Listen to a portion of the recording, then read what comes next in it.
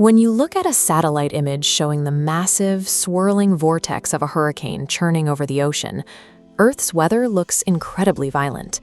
And panning across a city street completely buried under several feet of snow, it's easy to feel like our planet is prone to deadly extremes.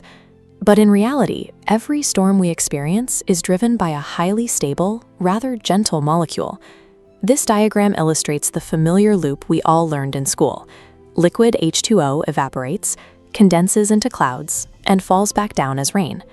The problem is, because we live on Earth, we suffer from a sample size of 1. We assume that a weather system requires water to exist. But what happens when you take those exact same physical rules of evaporation and precipitation and drop them onto planets with thousands of degrees of heat and crushing cosmic pressures? Across the galaxy, those same physics act on entirely different materials. Instead of water, these alien cycles are powered by liquid metal and vaporized glass. To see how this works, we can look at this smooth, hazy orange sphere right in our own solar system.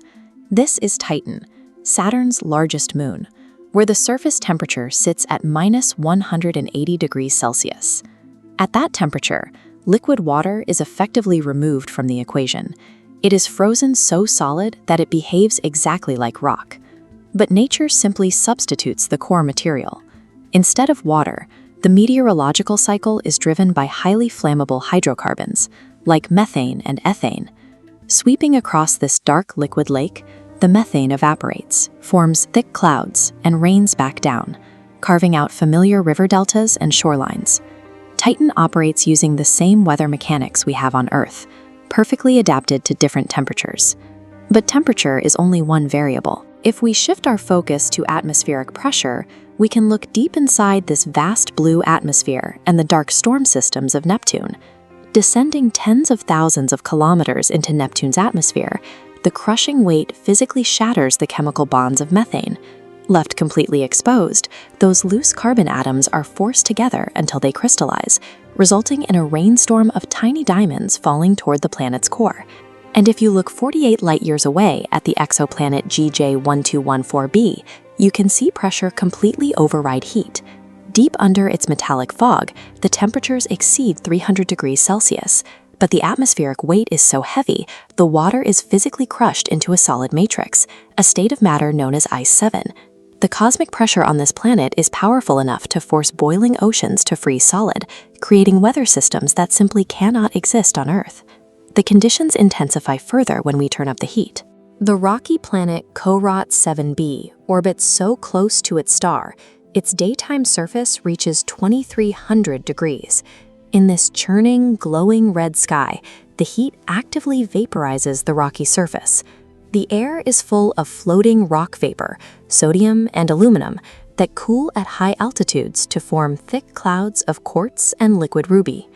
When those saturated rock clouds finally break, they drop heavy rainstorms of molten magma directly back onto oceans of boiling lava. Then there is HD 189733b, a massive gas giant that adds another destructive layer to the cycle: extreme wind. On its scorching day side, silicate crystals, the main component of glass, hover as a suspended vapor. But as they cross the threshold to the colder night side, they rapidly condense. Instead of falling straight down, they are caught in howling 8,700 km/h winds, creating supersonic horizontal storms of razor-sharp glass that shred almost anything. Yet, the most extreme weather system currently known to exist belongs to a gas giant named WASP 76b. Its day side bakes at an astonishing 2,400 degrees, which is hot enough to turn solid iron into a thick metallic vapor.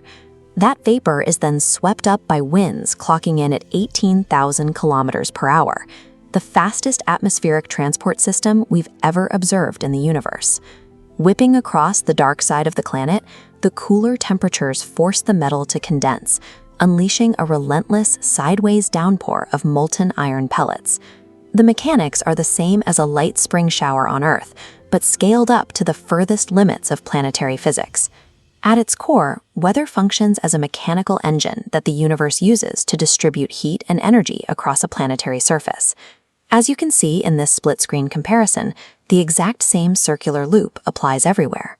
To balance the atmospheric scales, physics simply grabs whatever material is handy, whether that's gentle water droplets on the left or heavy molten glass and iron on the right. We tend to think of our calm, predictable water cycle as the standard baseline for how a planet should behave, but that is a massive assumption. In the broader universe, liquid water is a rare anomaly. Looking closely at these violent, supersonic extremes helps us realize exactly where we are, floating in a delicate, perfectly balanced cosmic sweet spot.